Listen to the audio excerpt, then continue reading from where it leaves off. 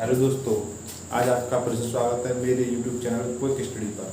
आज मैं आपको महत्वपूर्ण अनुच्छेद के बारे में बताऊंगा जो हमारी परीक्षाओं में पूछे जाते हैं। अधिकतर आपने भी अनुच्छेद पढ़ रखे होंगे, लेकिन एक कुल मिलाकर बात यह है आपका यहाँ पर टोटल रिवीजन हो जाएगा परीक्षा की दृष्टि से। शुरुआत करते हैं। आर्टिकल 1 से 4 के अंतर्गत भारतीय राज्य और उसके केंद्र शासित प्रदेश आते हैं या संघ शासित प्रदेश। हमारे टोटल 28 राज्य हैं और 8 केंद्र शासित प्रदेश हैं। इसके अंतर्गत उनके गठन के बारे में, उनकी सीमाओं परिवर्तन, उनके नामों परिवर्तन आते हैं आर्टिकल 1 से 4 के अंदर। आर्टिकल 5 से 12 के अंदर भारत की नागरिकता के बारे में बताया गया है। भारत की किस प्रकार की नागरिकता है, किस प्रकार ग्रहण की जा सकती है और कैसे समाप्त हो जाती है। हमारे भारत की नागरिकता एकम नागरिकता है। यह भाग 2 के अंतर्गत आता है और भाग 2 को 26 नवंबर 1949 को लागू कर दिया गया था। यह बहुत ही इम्पोर्टेंट है, परीक्षा में पूछा जाता है। आर्टिकल 14, इसके अंतर्गत विधि के शासन के बारे में बताया गया है। विधि का शासन किस प्रकार है। इसके अंतर्गत 2 बातें आती हैं: विधि के समक्ष समता, विधि के समक्ष समता और विधि के समान संरक्षण।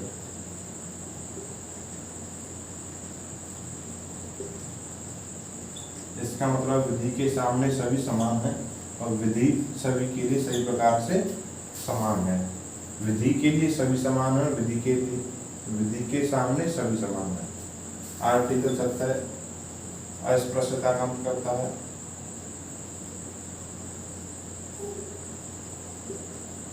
अस्पृश्यता को हम छुआछूत भी कह सकते हैं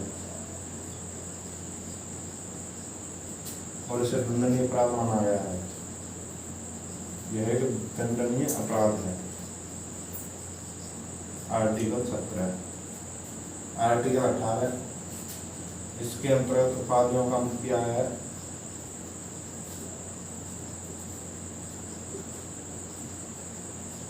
लेकिन इसके 2 अपवाद हैं: शिक्षा एवं सेना।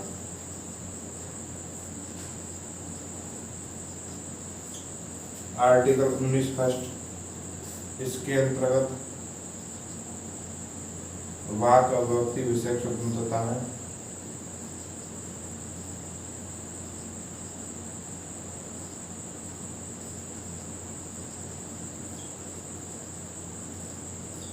वाक या व्यक्ति मीन्स हमारे बोलने का अधिकार आता है। इसके अंतर्गत बोलने का अधिकार, प्रेस की स्वतंत्रता, RTI राइट टू इंफॉर्मेशन, जानने का अधिकार। इसे 2005 में लागू किया गया था। RTI अधिनियम 2005 में आया और इसे 2005 में ही लागू कर दिया गया। आर्टिकल 21, इसके अंतर्गत प्राण एवं दहेज स्वतंत्रता आती है।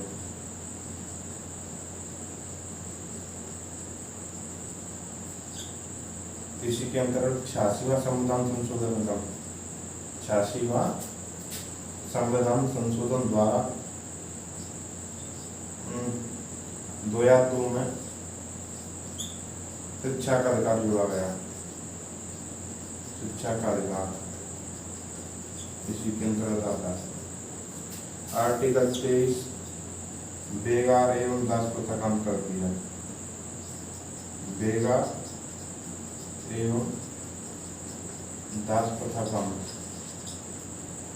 किसके तहत आता है? आर्टिकल 23 के तहत। अनुच्छेद 25, व्यक्तिगत धार्मिक स्वतंत्रता। व्यक्तिगत धार्मिक स्वतंत्रता, इससे इस प्रकार समझ सकते हैं: किसी भी व्यक्ति कोई भी धर्म अपना सकता है अपनी इच्छा अनुसार, लेकिन इसके अंतर्गत धर्मांतरण करवाना दंडनीय अपराध माना है। धर्मांतरण करना हम अपनी इच्छा से कर सकते हैं, लेकिन हम किसी को धर्मांतरण करवाते हैं तो वह दंडनीय अपराध माना गया है। आगे इनको एक बात बढ़ाते हैं। आर्टिकल 1 से 4 के अंदर 28 राज्य, 8 केंद्र शासित प्रदेश आते हैं। आर्टिकल 5 से 12 नागरिकता का वर्णन है। हमारी भारत की एकम नागरिकता है। ये भाग 2 को 26 नवंबर 1949 को लागू कर दिया गया था। आर्टिकल 14 विधि के शासन के बारे में बताया गया है। विधि के क्षमता एवं विधि के समान संरक्षण 2 बातें बताई गई हैं। आर्टिकल 17 अस्पृश्यता का अंत करता है, इसे हम छुआछूत भी कह सकते हैं और इसे दंडनीय अपराध माना गया है। आर्टिकल 18 उपाधियों का अंत करता है, इसके अंतर्गत 2 अपवादक शिक्षा एवं सेना। आर्टिकल 19 स्पष्ट वाक्य व्यक्ति विषय स्वतंत्रता है, इसमें बोलने का अधिकार, प्रेस की स्वतंत्रता एवं आरटीआई का अधिकार भी आता है। इसे 2005 में लागू कर दिया गया था आरटीआई के अधिकार को। आर्टिकल 21 इसके अंतर्गत प्राण एवं दैहिक स्वतंत्रता, इसके अंदर 86वां संविधान संशोधन कर 2002 में शिक्षा का अधिकार भी जोड़ा गया है। आर्टिकल 23 बेगार एवं दास प्रथा का अंत करता है। आर्टिकल 25 व्यक्तिगत एवं धार्मिक स्वतंत्रता का वर्णन है। आर्टिकल 32 के अंतर्गत संवैधानिक उपचारों का वर्णन। संवैधानिक उपचार यह हमारे भाग 3 आर्टिकल 12 से 35 के अंतर्गत आता है। भाग 3 में हमारे मूल अधिकार हैं जो कि 12 से 35 तक हैं।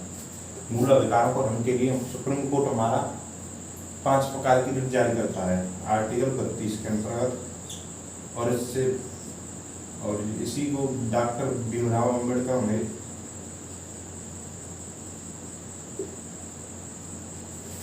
संविधान की आत्मा कहा है। संविधान की आत्मा आर्टिकल 32 को डॉक्टर भीमराव अम्बेडकर ने संविधान की आत्मा कहा है। आर्टिकल 39 है, इसके अंतर्गत निःशुल्क विधिक सहायता, निःशुल्क विधिक सहायता, विधिक में होता कानूनी, किसी भी कानूनी सहायता के लिए हमसे कोई रिपोर्ट लिखवाने जाते हैं तो हमसे पैसा नहीं लिया जाएगा, कोई भी कानूनी सहायता हो। आर्टिकल 40 ग्राम पंचायतों का संगठन।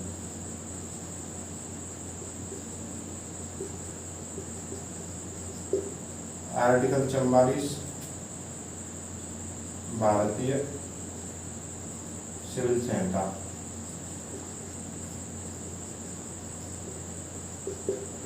यह एकमात्र गोवा राज्य में लागू है। आर्टिकल 48 पर्यावरण एवं वन संरक्षण।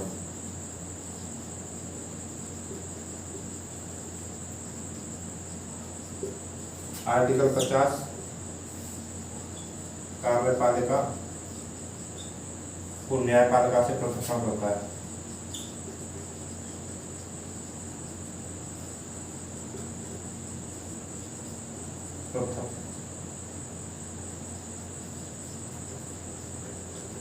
कार्यपालिका और न्यायपालिका शक्तियों का विभाजन। आर्टिकल 50। आर्टिकल 51 अंतरराष्ट्रीय शांति।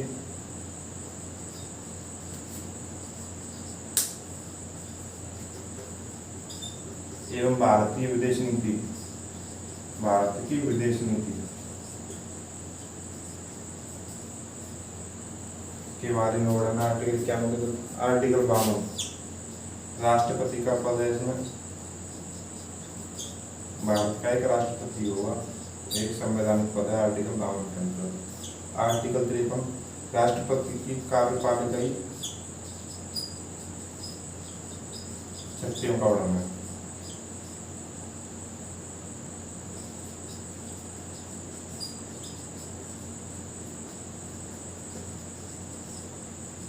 एक बार फिर से दोहराते हैं। आर्टिकल 32 संवैधानिक उपचारों का वर्णन है जो कि भारत हमारे मूल अधिकारों के हनन पर सुप्रीम कोर्ट जारी करता है। इसके अंदर 5 प्रकार की रिट आती हैं, जैसे बंदी, प्रत्यक्षीकरण, प्रमादेश, उत्प्रेषण, अधिकार की इच्छा, ऐसे ये 5 प्रकार की रिट हैं।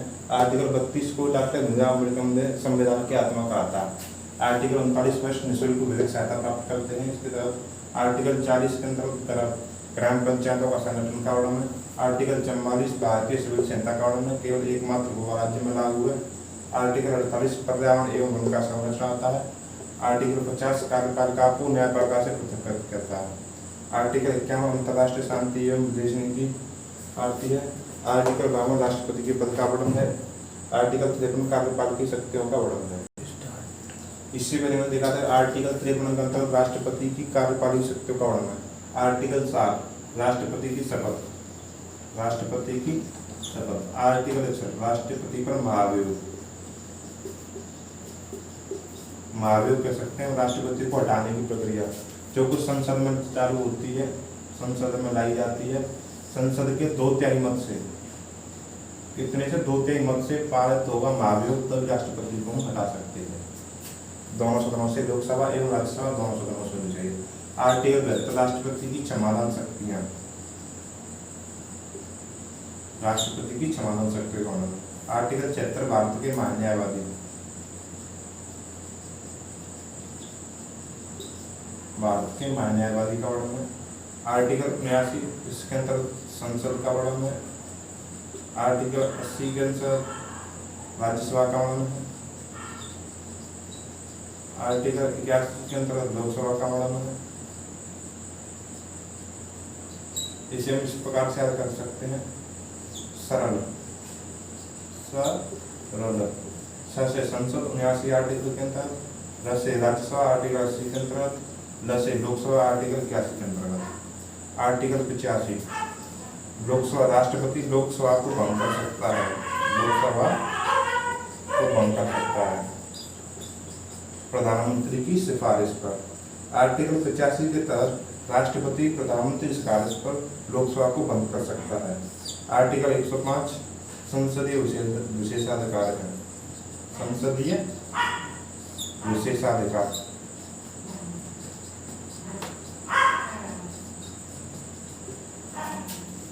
आर्टिकल 160 संसद की संयुक्त बैठक,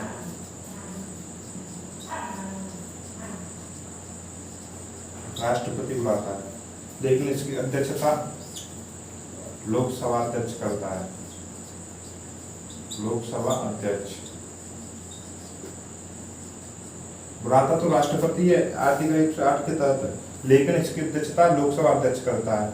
एक और इम्पोर्टेंट बात है, इसी के अंतर्गत उपराष्ट्रपति भाग नहीं लेता है, उपराष्ट्रपति इसमें भाग नहीं लेता है।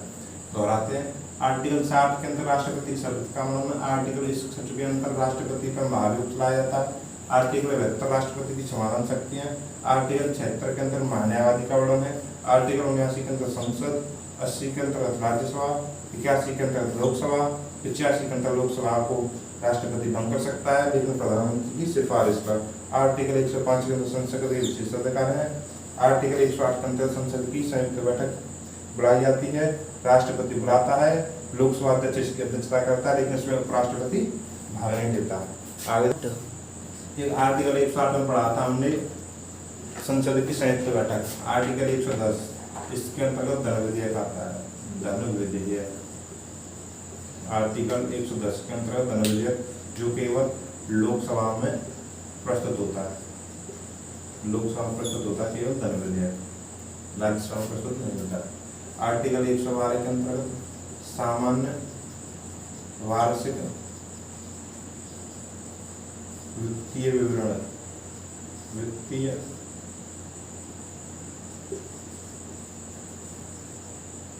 विवरण, इसे हम बजट ही बोल सकते हैं, इसे हम बजट बोलते हैं।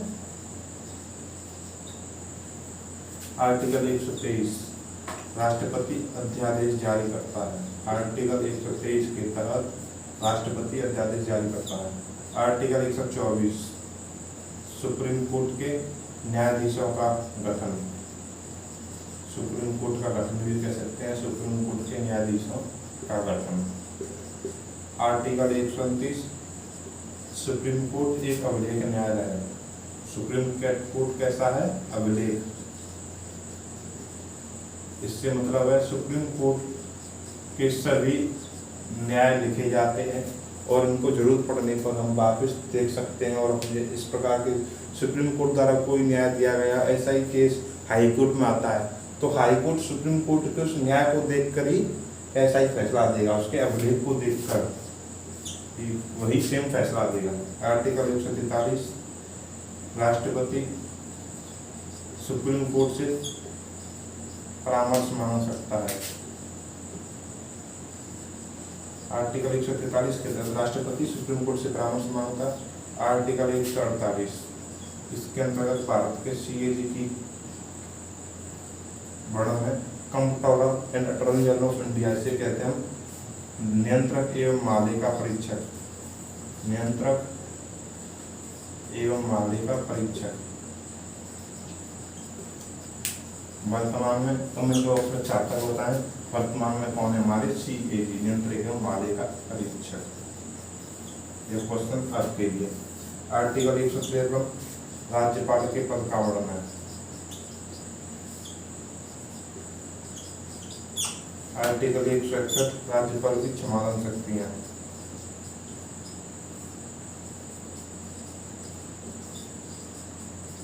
द्वारा देखते हैं आर्टिकल 110 का धन विधेयक केवल लोकसभा में प्रस्तुत किया जाता है।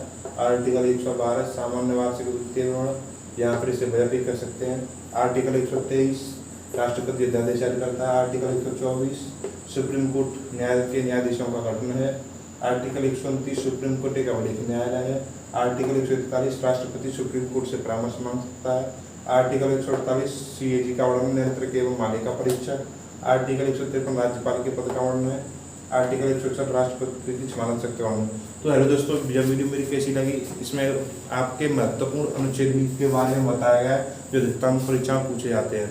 और नेक्स्ट वीडियो देखने के लिए आर्टिकल पे मेरी वीडियो को सब्सक्राइब करें, लाइक एंड कमेंट करना ना भूलें।